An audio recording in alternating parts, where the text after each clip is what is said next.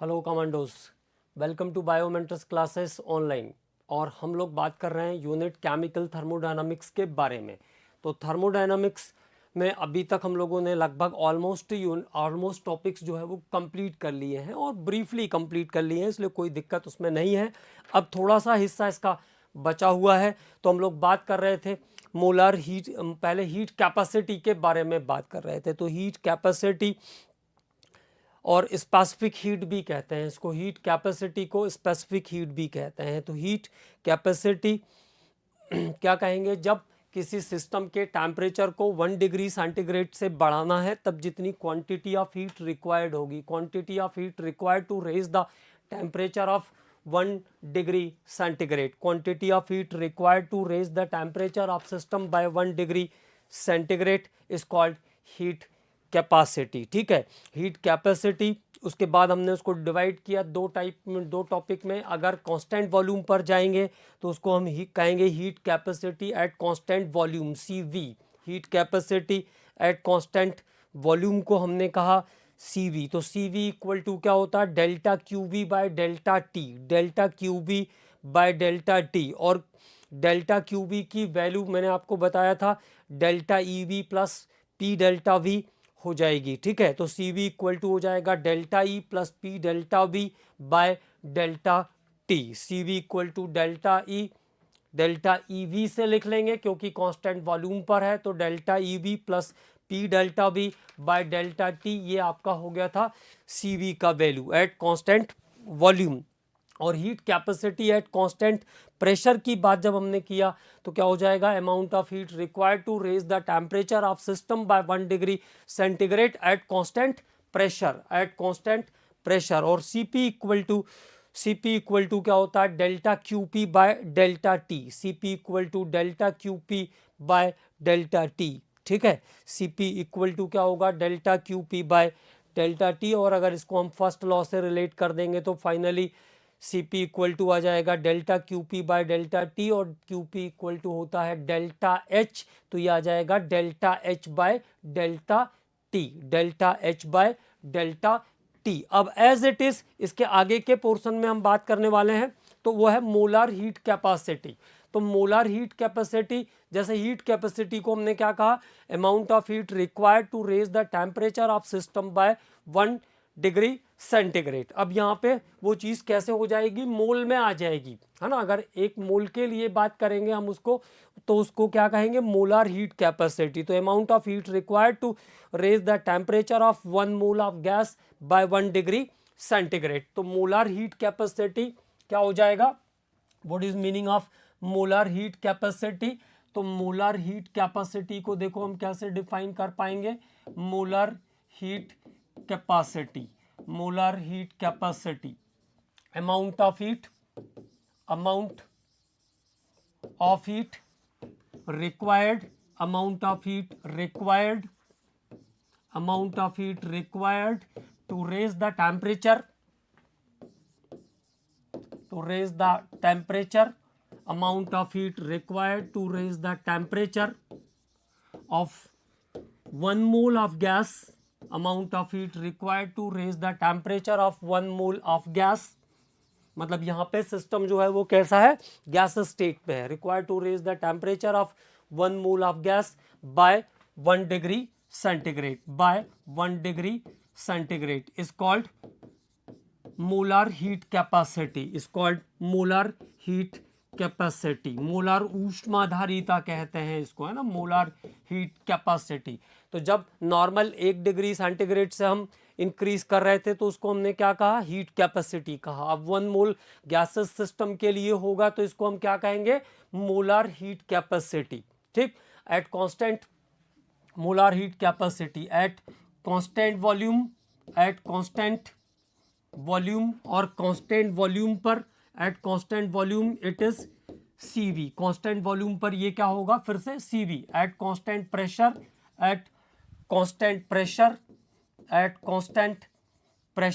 और constant pressure मतलब स्थिर दाब पर, eight constant pressure it is CP। Constant volume पर इसको हम लिखेंगे Cv से, और फिर से कांस्टेंट प्रेशर पर हम इसको लिखेंगे Cp से, जैसे पहले लिख रहे थे पिछली बार, ठीक है ना।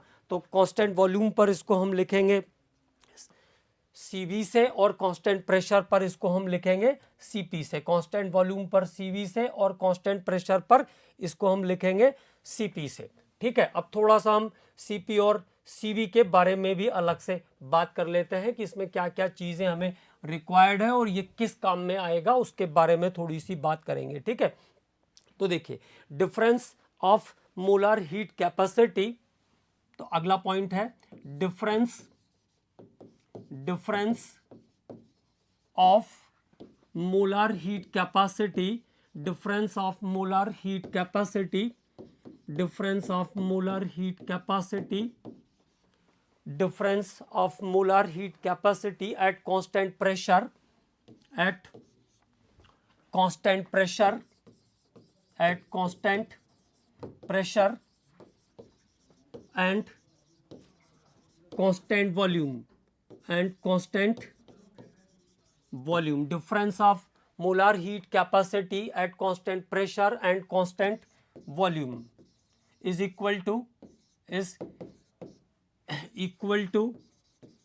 ये किसके इक्वल होता है, is equal to pressure volume work, is equal to pressure volume work, is equal to pressure volume work, pressure volume work, ये प्रेशर वॉल्यूम वर्क के इक्वल होता है। It is equal to pressure volume work when temperature of system increase by 1 degree centigrade, when temperature of system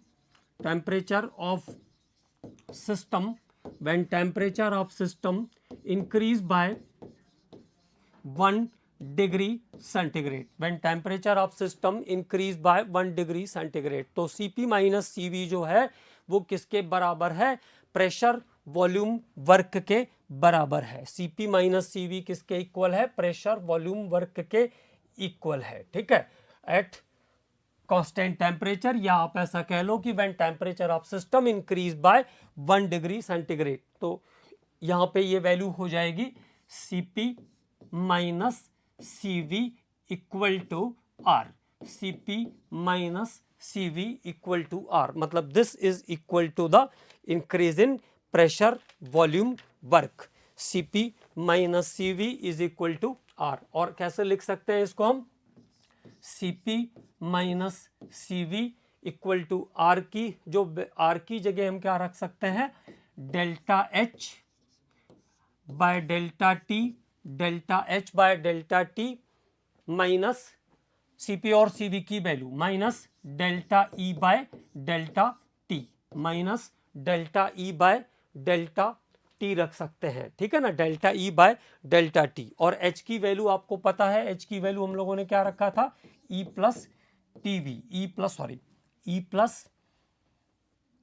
PV, H की value क्या रखा, E plus PV, H equal to enthalpy equal to क्या होता है, internal energy और pressure volume का product, तो H equal to क्या रखा था, E प्लस PV। एक चीज और जोड़ते हैं इसमें, for ideal gas equation, for ideal gas PV equal to क्या होता है, RT, एक मोल के लिए रहता है तो nRT हो जाता है, नॉर्मली क्या हो जाएगा, PV इक्वल टू RT। तो PV की जगह हम क्या रख सकते हैं, RT रख सकते हैं, तो एक H इक्वल टू क्या हो जाएगा, E प्लस RT, PV की जगह क्या रख सकते हैं, RT रख सकते हैं। और अगर इसको हम डिफरेंशियल इक्वेशन से इसको कांस्टेंट टेम्परेचर पर अगर हम इसको, या 1 डिग्री सेंटीग्रेड टेम्परेचर पर इसको हम रिलेट करते हैं, तो इसका जो फॉर्मेट हम रख सकते हैं वो अगला फॉर्मेट क्या हो जाएगा। तो यहाँ तक क्लियर, आगे की बात कर लेते हैं, आगे हम इसको कैसे पुट कर सकते हैं। तो यहाँ तक क्लियर हो गई बात। अब आगे देखो, आगे कैसे रख सकते हैं इसको हम, delta H by delta T तो वैल्यू थी आपकी Cp की, और Cv की वैल्यू को आप delta E bye delta T plus कैसा रख सकते हो, R के टर्म में रख सकते हो, किसके लिए, जबकि PV इक्वल टू क्या हो गया, RT हो गया था। उस कंडीशन में PV इक्वल टू RT, क्योंकि टेम्परेचर हम 1 डिग्री ले रहे हैं तो वो फिक्स हो जाएगा। तो कैसे रख सकते हैं, delta H by delta T, delta H by delta T, और यहाँ पे equal to delta E by delta E by delta T plus R. R T की जगह क्या रख सकते हो, आर रख सकते हो, क्योंकि टेम्परेचर हमने 1 डिग्री कांस्टेंट राइज अप मान लिया है। ठीक है, तो delta H by delta T equal to delta E plus delta T plus R, delta E by delta T plus R हम इसको पुट कर सकते हैं। ठीक है ना, और आगे बढ़ाते हैं इसको, तो और कैसे इसको पुट कर सकते हैं उसके बारे में भी बात कर लें। तो delta H by delta T, delta H by delta T, delta H by delta T equal to हम इसको ले सकते हैं delta H by delta T. अच्छा, इसको अगर हम माइनस करना चाहें तो कैसा हो जाएगा उसकी बात कर लें जरा। तो delta H minus delta H minus, तो ये हो जाएगा delta H minus delta H by delta T minus delta E by delta T, delta E by delta T equal to delta E by delta T equal to R. ऐसे भी ले सकते हैं इसको हम, डेल्टा एच इसको ले आए इधर माइनस कर लिया और आर को बाहर निकाल लिया, तो आर के इक्वल टू या आर की निकालना है तो इसको इधर लाके माइनस कर लो, एक ही बात है। Delta H by delta T minus delta E by delta T, तो ये क्या हो गया, ये वैल्यू किसके इक्वल है, सीपी के इक्वल है, ये वैल्यू किसके इक्वल है, सीवी के इक्वल है, इक्वल टू क्या हो जाएगा, आर हो जाएगा। तो CP minus CV equal to R को इस तरीके से हम प्रूव भी कर सकते हैं। और आर की जो वैल्यू होती है, आर जो है गैस कांस्टेंट है, तो 1.99 कैलोरी पर केल्विन पर मोल, कैलोरी पर केल्विन पर मोल। तो एक तो आर की वैल्यू ये हो गई, ध्यान रखना है वैल्यू उसको, कैलोरी पर केल्विन पर मोल। रफली जब हम लोग कैलकुलेशन करते हैं तो इसको 2 रख लेते हैं, 2 कैलोरी पर केल्विन पर मोल, ऐसा हम इसको पुट कर लेते हैं। ठीक है, या आर की वैल्यू क्या होती है जो कॉमन हम लोग लेते हैं, जिसकी हमें हैबिट रहती है, 8.31 joules per kelvin per mole. तो ये हो गई आपकी आर की value 8.31 joules per kelvin per mole. तो this is about the value of R. तो आर की दोनों वैल्यूज आपको ध्यान रखना है, क्योंकि ये बार बार आपको काम पड़ेगा, और किस फॉर्मेट में क्या रखना है उसको भी ध्यान रखना है। सीपी एंड सीवी रेशो, उसके बाद हम बात करेंगे सीपी एंड सीवी रेशो। तो सीधे सीधे बात कर लेते हैं CP and CV ratio. CP by CV, CP by CV, CP by CV, CP by CV equal to होता है R, CP by CV equal to होता है gamma, sorry, CP by CV equal to gamma, CP by CV equal to gamma. CP और CV का ratio क्या कहलाता है, gamma कहलाता है, जो कि एटॉमिसिटी को शो करता है। Gamma is used to calculate the atomicity of gas. तो गामा का क्या फंक्शन है, gamma is used to calculate atomicity of gas. Gamma is used to calculate atomicity of a gas. Okay, किसी gas की परमाणुकता को निकालने के लिए हम यूज करते हैं गामा। ठीक है, और मोनोएटॉमिक गैसेस के लिए, फॉर मोनोएटॉमिक गैसेस जिसमें एक एटम है, monoatomic gases, for monoatomic gases जैसे helium, neon, argon, krypton, xenon, ये सब है मोनोएटॉमिक गैसेस। मोनोएटॉमिक गैसेस के लिए गामा की वैल्यू होगी 1.67। ये सब इंपॉर्टेंट पॉइंट है, ये सब ध्यान रखना है। मोनोएटॉमिक गैसेस के लिए गामा की वैल्यू 1.67। डाई एटॉमिक जैसे हाइड्रोजन है, नाइट्रोजन है, ये सब डाई एटॉमिक है, H2, N2, ये सब डाई एटॉमिक है। मोनोएटॉमिक में क्या आएगा, helium, neon, argon, krypton, xenon, radon और द मोनोएटॉमिक। ये आ गया डाई एटॉमिक के लिए गामा की वैल्यू रखना है आपको 1.4। और ट्राई एटॉमिक, तो ट्राई एटॉमिक जो गैसेस हैं, ट्राई एटॉमिक गैसेस के लिए जो गामा की वैल्यू होगी वो होती है 1.30। ट्राई एटॉमिक के लिए गामा की वैल्यू कितनी है 1.30. For try atomic gases the gamma is 1.30. तो this is the important point. तो ये सभी चीजें आपको अच्छे से ध्यान रखना है. CV/CV का रेशो जो होता है वो एटॉमिसिटी को शो करता है. CP/CV ratio is show the atomicity of the gases. ठीक है. अब उसके बाद बात करते हैं अगले और आखिरी टॉपिक पर. ठीक है, that is the bomb calorimeter. तो बम कैलोरीमीटर का क्या यूज है उसके बारे में थोड़ी बात कर लेते हैं. Bomb calorimeter, bomb calorimeter. तो यूज टू कैलकुलेट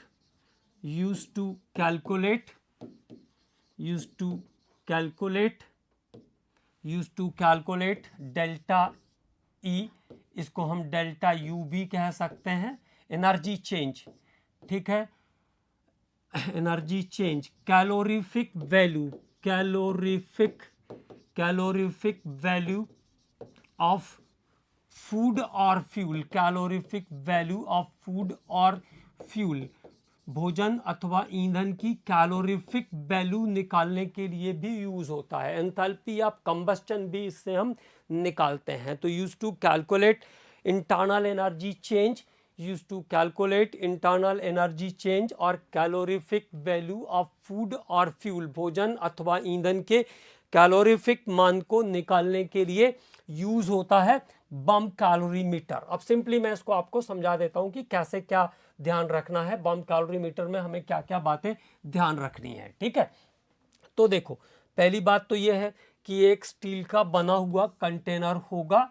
स्टील का बना हुआ, आयरन का बना हुआ कंटेनर होता है जिसके इंटरनल लेयर पर गोल्ड या प्लैटिनम की पॉलिश होती है. तो पॉलिश्ड विद गोल्ड या प्लैटिनम, इसके इंटरनल लेयर पर गोल्ड या प्लैटिनम की पॉलिश होती है. ये ध्यान रखना है. पॉलिश्ड विद गोल्ड और प्लैटिनम क्यों करेंगे? जिससे कि ऑक्सीडेशन ना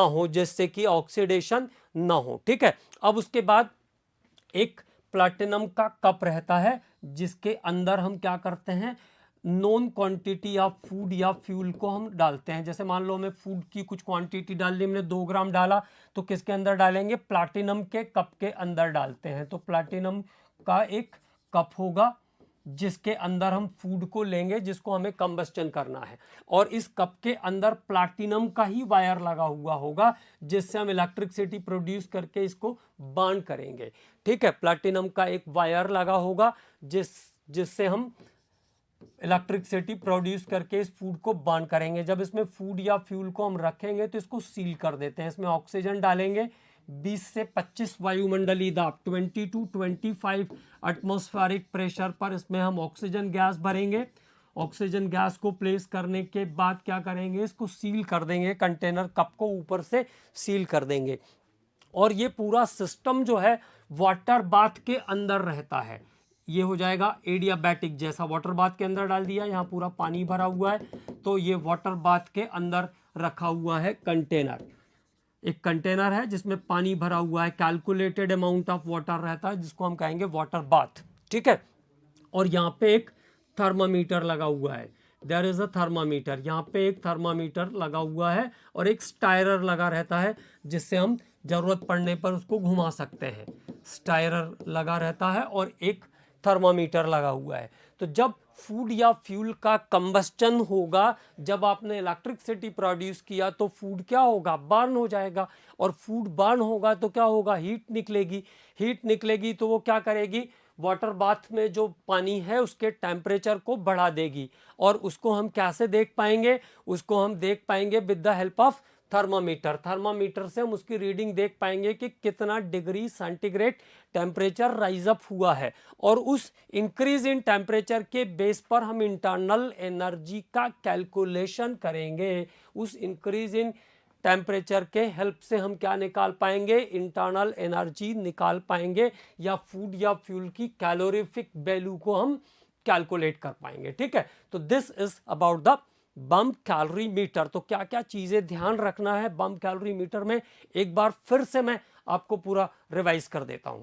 व्हाट, तो बम कैलोरीमीटर क्या है, it is made up of steel, ये स्टील का बना हुआ एक कंटेनर होता है, ठीक है। Bomb calorimeter is made up of steel, internally polished with gold और प्लैटिनम, जिसके आंतरिक सतह पर गोल्ड या प्लैटिनम की पॉलिश की जाती है। क्यों? To check the oxidation, to check the oxidation, जिससे कि जो कंटेनर है वो ऑक्सीडाइज ना हो जाए। इसको आप भी मेरे साथ साथ याद कर लीजिए तो ज़्यादा बेटर रहेगा, क्योंकि ये बुक से पढ़ने में क्या होता है, इंटरेस्टिंग लगेगा नहीं तो आप पढ़ोगे नहीं, और फिर कोई क्वेश्चन आ गया तो फिर कहोगे कि क्वेश्चन तो आ गया, ठीक है। इसलिए अच्छे से याद कर लेते हैं। It is a container made up of steel, steel का बना हुआ एक बर्तन होता है bomb calorimeter. It is internally polished with gold और प्लैटिनम, जिसके आंतरिक सतह पर गोल्ड या प्लैटिनम की पॉलिश रहती है। प्रोटेक्ट फ्रॉम ऑक्सीडेशन, क्यों रहती है? To protect from oxidation. Inside the steel container, और कंटेनर के अंदर inside the steel container there is a cup of platinum, platinum का एक कप लेते हैं हम, ठीक है। There is a cup of platinum, platinum का एक कप लेते हैं। In which small amount of substance is taken, जिसमें जो सब्सटेंस हमें कंबस्टन के लिए लेके जाना है वो लेंगे उसके अंदर, उस कप के अंदर, छोटे कप के अंदर क्या करेंगे, जिस सब्सटेंस को हमें ऑक्सीडाइज करना है उस सब्सटेंस को हम उस कप के अंदर भरेंगे, ठीक है। और इलेक्ट्रिसिटी देने के लिए हम उसको प्लैटिनम वायर से कनेक्ट कर देंगे, ऊपर से प्लैटिनम वायर से कनेक्टेड रहेगा। उसके बाद 20 से 20 एटमॉस्फेरिक प्रेशर पर, at 20 to 20 atmospheric pressure, oxygen gas is placed in the container, और oxygen gas is placed in the cup, और 20 से 25 वायुमंडलीय दाब तक उसमें कंटेनर जो कप है उसके अंदर क्या करेंगे, ऑक्सीजन गैस भर देंगे। देन कप इज सील्ड, उसके बाद कप को क्या करेंगे, सील्ड कर देंगे। Then cup is sealed. To make the adiabatic system, it is placed in water bath, और एडियाबैटिक बनाने के लिए, रुद्धोष्म तंत्र बनाने के लिए उसको हम क्या करेंगे, वाटर बाथ के अंदर रख देंगे। वाटर बाथ के अंदर और क्या क्या चीजें प्रेजेंट है, thermometer and stirrer is present in water bath. Thermometer और स्टायरर कहाँ पे प्रेजेंट है, वाटर बाथ के अंदर प्रेजेंट है। देन प्रोड्यूस द इलेक्ट्रिसिटी, उसके बाद क्या करेंगे, इलेक्ट्रिसिटी देंगे।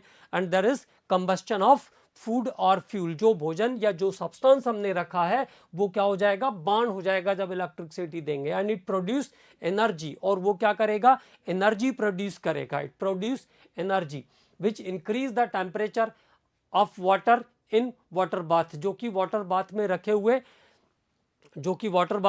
रखे हुए पानी के टेम्परेचर को क्या करेगा, बढ़ा देगा। It's reading is taken with the help of thermometer, और उसकी रीडिंग को हम थर्मामीटर से पता कर लेंगे कि कितने डिग्री सेंटीग्रेड बढ़ गया। And it is use to help to calculate the delta E और डेल्टा यू, जो कि इंटरनल एनर्जी के चेंज को कैलकुलेट करने में यूज होगा। It is use to calculate the internal energy change. Okay, अब क्लियर हो जाना चाहिए आपको ये सब बातें कि क्या क्या चीजें मैंने आपको बताया। तो स्टील का बना हुआ एक कंटेनर जिसके इंटरनल साइड पे गोल्ड या प्लैटिनम की पॉलिश होगी टू चेक द ऑक्सीडेशन। एक छोटा प्लैटिनम का कप होगा जिसमें हम फूड या फ्यूल को लेने वाले हैं, और उसके अंदर प्लैटिनम के वायर लगे हुए रहेंगे इलेक्ट्रिसिटी प्रोड्यूस करने के लिए, ठीक है। और कप में फूड या फ्यूल का मेजर्ड क्वांटिटी हम लेते हैं, ठीक है, ज्ञात मात्रा को लेते हैं। लेने के बाद उसमें हम 20 से 25 एटमॉस्फेरिक प्रेशर तक ऑक्सीजन गैस भरते हैं। ऑक्सीजन गैस भरने के बाद कंटेनर को हम सील कर देंगे। छोटा जो कप है उसको हमने क्या किया, सील कर दिया। और इसको हम एडियाबैटिक बनाने के लिए क्या करते हैं, वाटर बाथ के अंदर डाल देते हैं। वाटर बाथ के अंदर का जो वाटर का अमाउंट है वो भी कैलकुलेटेड है। वाटर बाथ के अंदर थर्मामीटर रहता है। जब हम इलेक्ट्रिसिटी प्रोड्यूस करते हैं, जब हम इलेक्ट्रिसिटी प्रोड्यूस करेंगे तो क्या होगा, फूड या फ्यूल जो हमने डाला था वो बर्न हो जाएगा। बर्न होगा तो क्या करेगा, एनर्जी प्रोड्यूस करेगा। और वो एनर्जी हमें कैसे पता चलेगी कि प्रोड्यूस किया, क्योंकि उसने वाटर बाथ में रखे हुए वाटर के टेम्परेचर को बढ़ा दिया है। Its reading is to be calculated with the help of thermometer, और थर्मामीटर के हेल्प से उसकी रीडिंग को हम कैलकुलेट कर सकते हैं, ठीक है। तो now how to calculate the delta E, उसका फॉर्मूला, हम उसके फॉर्मूले पे बात कर लेते हैं। तो डेल्टा ई और डेल्टा यू दोनों में से कुछ भी, किस बुक्स में अलग अलग रहता है इसलिए मैं दोनों लिख दे रहा हूं ताकि आपको कोई परेशानी ना हो इसमें, है ना। तो डेल्टा ई और delta U equal to minus m by x minus m by x plus small w plus capital W into delta t। ये है आपका फॉर्मूला इसका, small w plus capital W by delta t। ठीक है।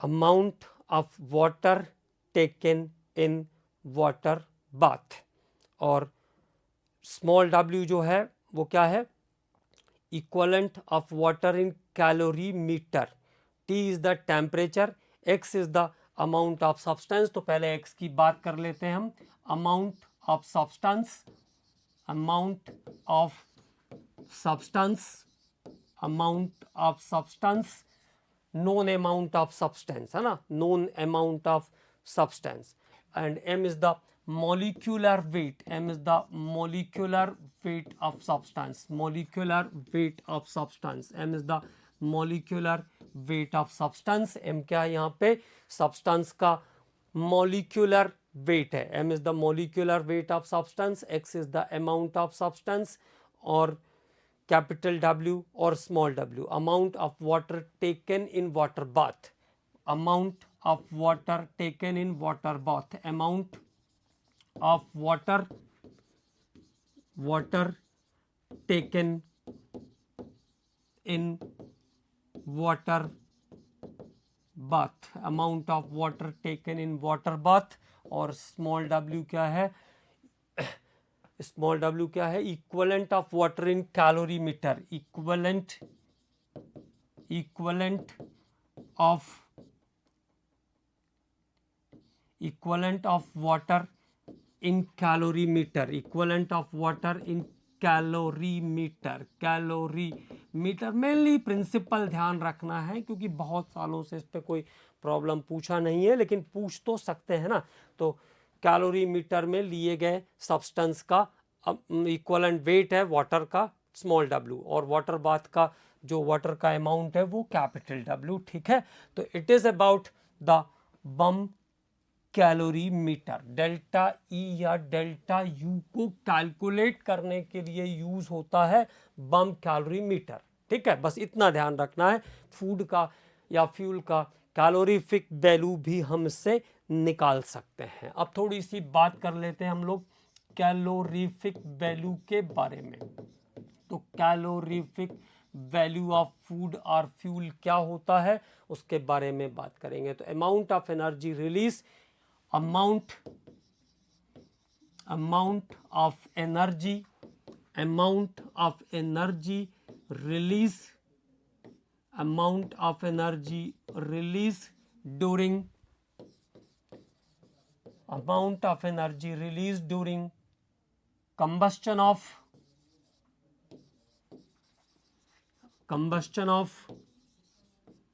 1 gram of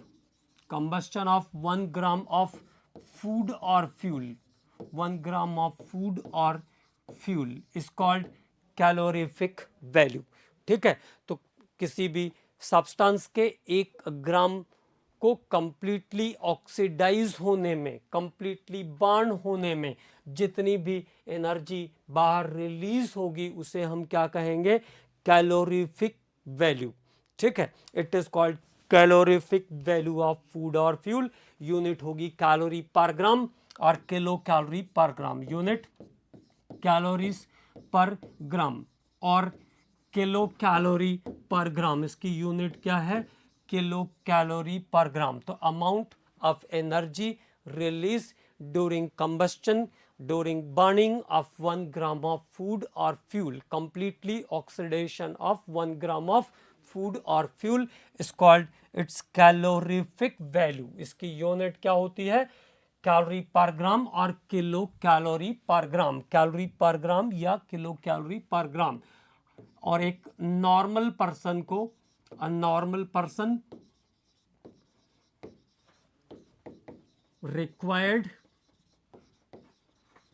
normal person required 2500 to 3000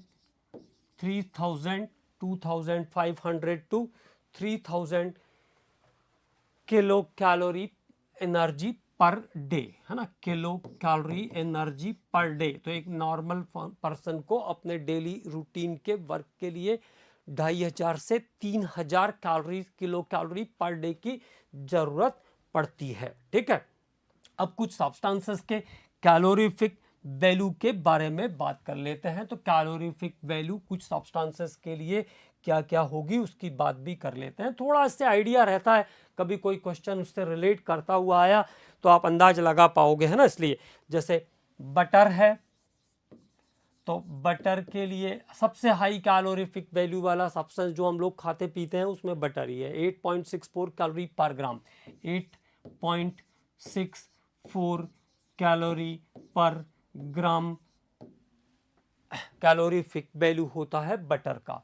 sugar के लिए होता है ये 4.43 कैलोरी पर ग्राम। 4.43 कैलोरी पर ग्राम। आगे के सारे यूनिट कैलोरी पर ग्राम में ही है, ध्यान रखेंगे।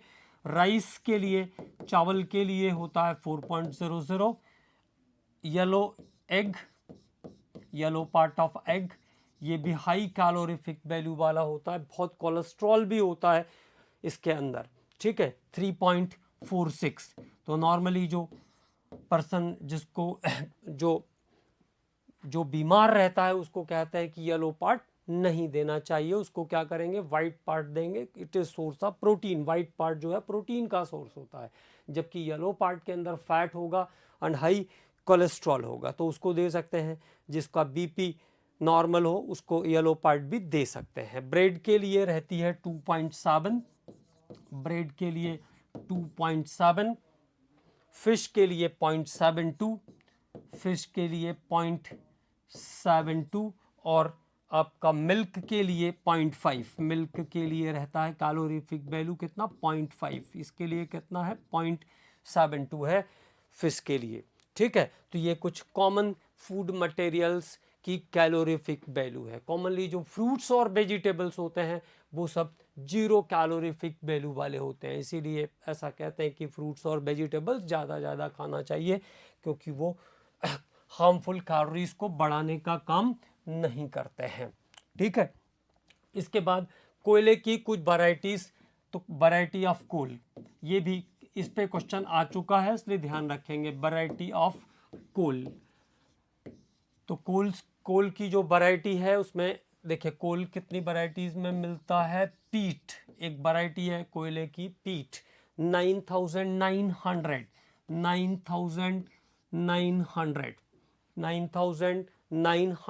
किलो कैलोरी पर ग्राम, किलो कैलोरी पर ग्राम इसका कैलोरीफिक वैल्यू होता है पीट। पीट के बाद दूसरी वैरायटी है लिग्नाइट। लिग्नाइट के अंदर रहता है 11,700। It is not clear here, so एक बार क्लियर कर देते हैं इसको। 11,700 in lignite. Bituminous is another variety of coal. Bituminous is the variety of coal, और बिटुमिनस के अंदर 14,950 किलो कैलोरी पर ग्राम। और anthracite is the another variety of coal and 16,200। तो अगर कभी पूछेंगे कि कोल की सबसे बेस्ट वैरायटी क्या है, तो जिससे सबसे ज़्यादा कैलोरी हीट निकलेगी वो सबसे बेस्ट वैरायटी होगी। तो anthracite is the best variety of coal. Anthracite coal की सबसे बेस्ट वैरायटी है, ये ध्यान रखना है। तो ये जनरल नॉलेज का क्वेश्चन हो गया। ठीक है, और ये सारी चीज़ें आपकी रिलेटेड हैं केमिकल थर्मोडायनामिक्स से। ठीक है, तो हम लोगों ने थर्मोडायनामिक्स को स्टार्ट किया था सिस्टम और सराउंडिंग से। कहाँ से स्टार्ट किया थर्मोडायनामिक्स को हम लोगों ने? सिस्टम और सराउंडिंग से स्टार्ट किया थर्मोडायनामिक्स को। सिस्टम क्या होता है? Any region in space being investigated, ब्रह्मांड का वह भाग जिस पर हम ताप, दाब अथवा अन्य बाह्य कारकों का अध्ययन कर सकते हैं, उसे हम कहते हैं तंत्र।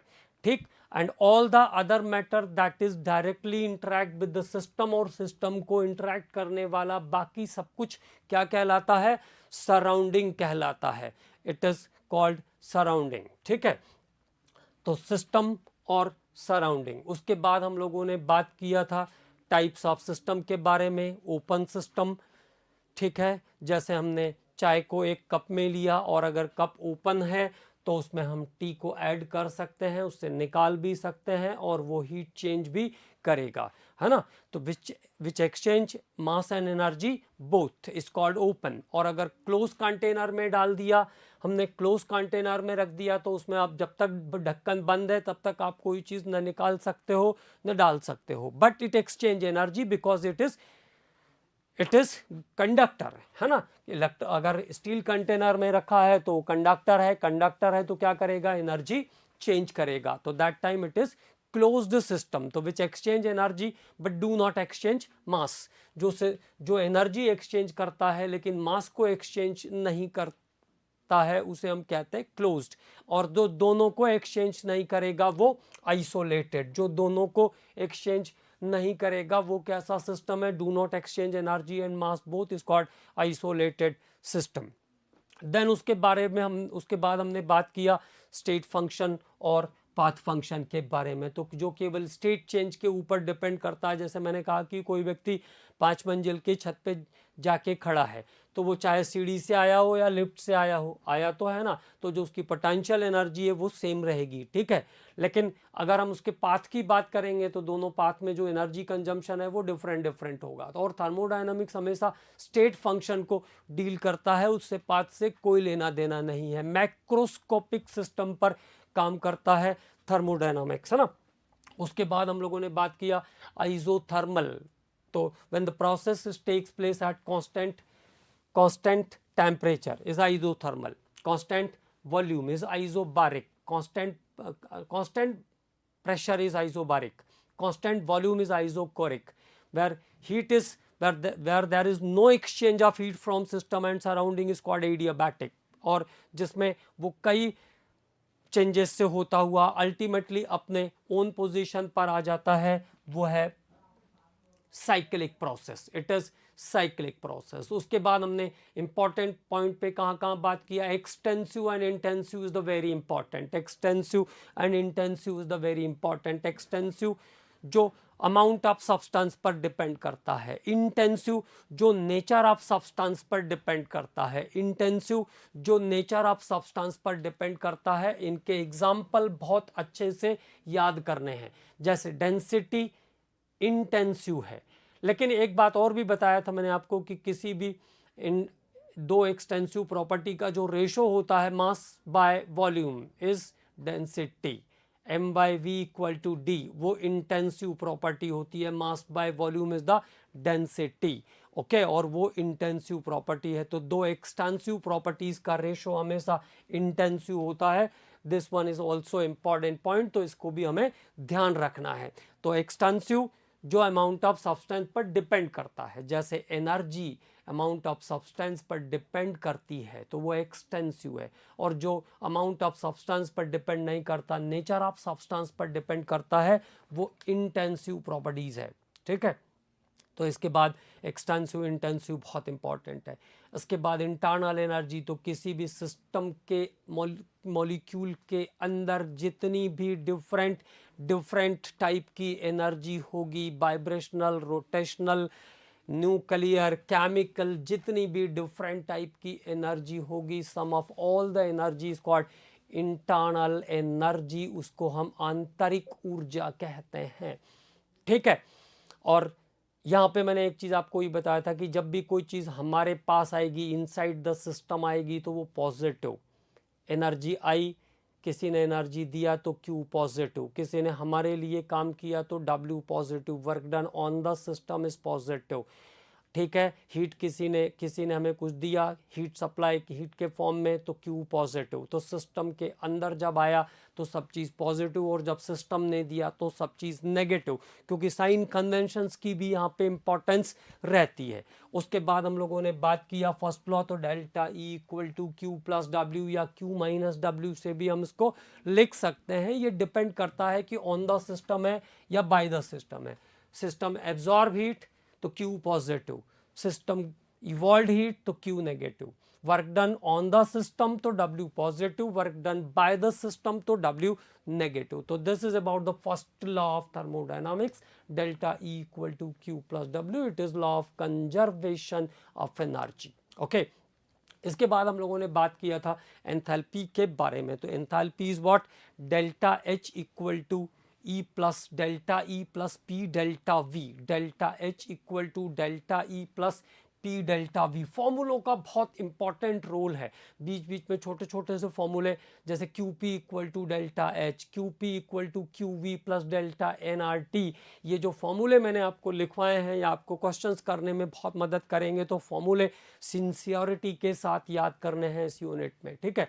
उसके बाद हम लोगों ने डिस्कस किया डिफरेंट टाइप्स ऑफ एंथैल्पीज के बारे में, लाइक एंथैल्पी ऑफ फॉर्मेशन, तो amount of enthalpy change during formation of one molar product by its constituents. Enthalpy of combustion, amount of enthalpy change, always in case of combustion it is released, so amount of energy released when one mole of compound is completely burned in excess of air।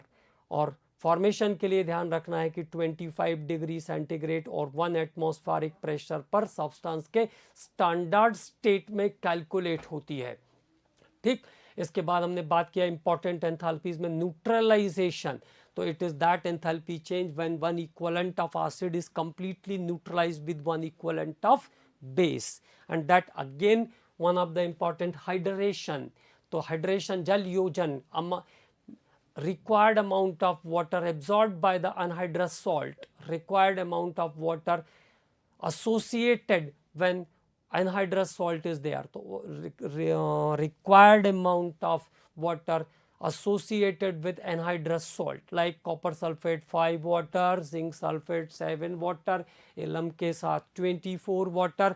तो anhydrous salt जब required amount को से associate होता है तो उस process में जो एंथैल्पी चेंज होती है उसको हम क्या कहते हैं, एंथैल्पी ऑफ हाइड्रेशन, ठीक है। Enthalpy of hydration, enthalpy of atomization, जब कोई मॉलिक्यूल एटम्स में ब्रेक होता है तो उस प्रोसेस में जो एंथैल्पी चेंज होता है वो एंथैल्पी ऑफ एटमाइजेशन। जब कोई allotrope carbon diamond to graphite, rhombic sulphur to monoclinic sulphur, तो जब एलोट्रॉफिक फॉर्मेट का चेंज होता है तो this is called enthalpy of transformation, enthalpy of allotropic transformation भी कह सकते हैं हम इसको, ठीक है। तो there is the some important enthalpy changes, okay. Then we are going to discuss about entropy, तो measurement of disorder of system is called entropy, where more the disorder more the entropy, more the disorder more the entropy, it is calculated by delta S equal to Q by T। और entropy of fusion होगा तो enthalpy of fusion by T, entropy of vaporization होगा तो delta H vaporization by T। कोई भी solid अगर gas state में change हो रहा है तो एंट्रोपी बढ़ेगी, गैसेस अगर सॉलिड स्टेट में आ रही है तो एंट्रोपी कम हो जाएगी। बच्चे अगर क्लास में चिल्ला रहे हैं तो एंट्रोपी ज़्यादा, अगर बच्चे शांत बैठे हैं तो एंट्रोपी कम। वाटर की एंट्रोपी सॉलिड स्टेट मतलब आइस में सबसे कम, लिक्विड में उससे ज़्यादा, और गैस स्टेट में सबसे ज़्यादा। उसके बाद हम लोगों ने बात किया फ्री एनर्जी के बारे में, तो amount of energy available in a system to converted into useful work, जब किसी सिस्टम में एनर्जी अवेलेबल है जो कि यूजफुल वर्क में कन्वर्ट हो सकती है, जितनी quantity of energy useful work में कन्वर्ट हो सकती है, it is called free energy. Delta G से डिनोट करेंगे इसको हम एनर्जी चेंज को, that is delta H minus T delta S। For all spontaneous process it is negative, क्योंकि वहां पे आपको कोई काम नहीं करना है, एक बार आपने सेल को सेट करके रख दिया तो अपने आप वो एनर्जी प्रोड्यूस कर रहा है, तो इटसेल्फ स्पॉन्टेनियसली चल रहा है, तो del G is negative for all spontaneous, del G is 0 at chemical equilibrium, del G is positive for all non-spontaneous process. In case of biochemical reaction, there are some internal steps are non-spontaneous, but ultimately it is spontaneous. Ultimately मतलब पूरा process खत्म होने तक वो फिर spontaneous हो जाएगा, और del G मैक्सिमम वर्क को शो करता है, that is 2.303 RT log Kc, delta G equal to minus 2.303 RT log Kc minus 2.303 RT log Kp minus 2.303 RT log V2 by V1 or 2.303 RT log P1 by P2, और del G equal to minus NFE for cell, minus NFE for cell। और जिन process में del G negative है वो सब spontaneous, और जिनमें del G की वैल्यू पॉजिटिव पे जाएगी वो सब प्रोसेस नॉन स्पॉन्टेनियस होंगे। Finally we are talking about the heat capacity, तो amount of heat required to raise the temperature of system by 1 degree centigrade is called heat capacity. ठीक है, तो Q equal to C equal to Q by T2 minus T1 or Q by delta T, and if it is for 1 mole of gaseous system then it is called molar heat capacity, Cp minus Cv equal to R, Cp by Cv ratio is called gamma। ठीक है, तो it is revision of your this unit in 10 minutes। अब 10 minute में आप इसकी theory को revise करके इस पे क्वेश्चंस कर सकते हैं, लेकिन इस पे आपको क्वेश्चंस करने पड़ेंगे। मैंने करवाए हैं कम से कम 100 क्वेश्चंस, आपको और भी इस पे करना है।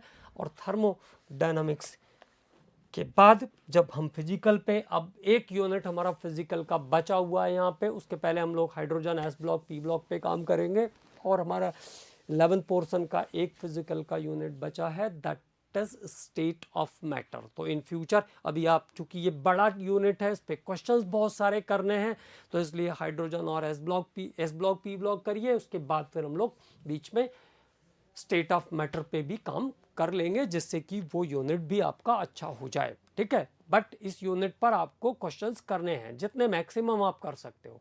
Okay, thank you.